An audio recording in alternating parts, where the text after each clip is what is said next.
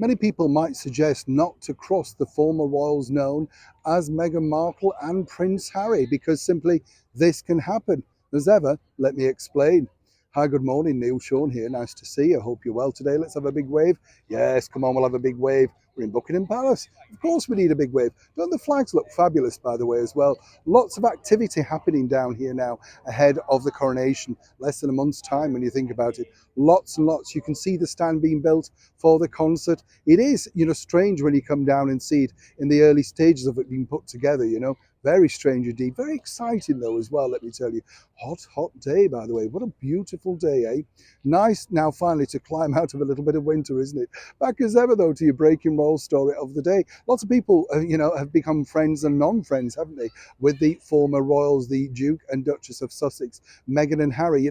Meghan seemingly famously just shreds people as and when they're no longer any use. I mean, there's lots of casualties along the way. They still claim to be friends with people, but of course we don't necessarily see that much evidence of it. I mean, we saw the fact that Beyonce rang them during that docu-series, remember that?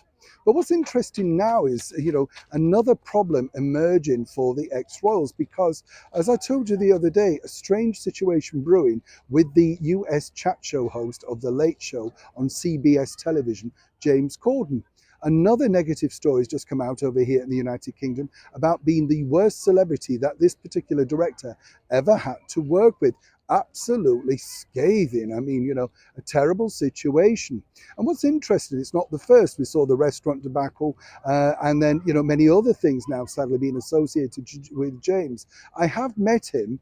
I've interviewed him on a couple of occasions, and I would just say, to be kind, you know, um, indifferent, you know what I mean? uh, you know Difficult, I would say, a little bit, yes, but a lot of celebrities can be. But now the bigger problem is this: Harry and Meghan don't necessarily want to be associated with negative people.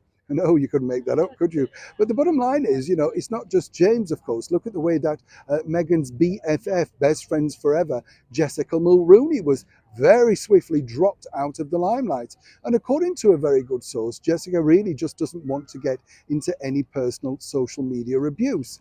Obviously, she's rather upset at the fact that publicly, at least, it looks like she's been written off. No one knows for sure exactly whether there's still any remnants of friendship left. But according to a very good source who looks after, and did look after, should I say, the branding exercises of Harry and Meghan, they can't afford to be associated with people in the negative light, as one can imagine. They're building a brand. It's all about empowerment, inclusiveness, and of course, looking out for each other. Yes.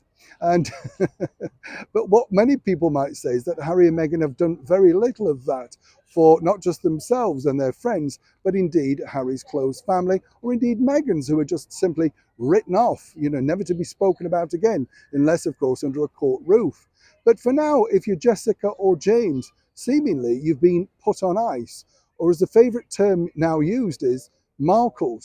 But does that leave them in the future? James is hoping to reignite his friendship back with Prince Harry in the vain hope of becoming once again popular over here in the United Kingdom. And Jessica, well, as I say, seemingly gone to ground, refused all offers to write a book, tell all, and that says a lot about her character, if not the fact that she was cut off rather cruelly after making one shallow, seamless mistake on social media.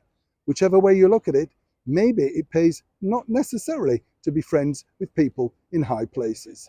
Neil Sean, Buckingham Palace, London.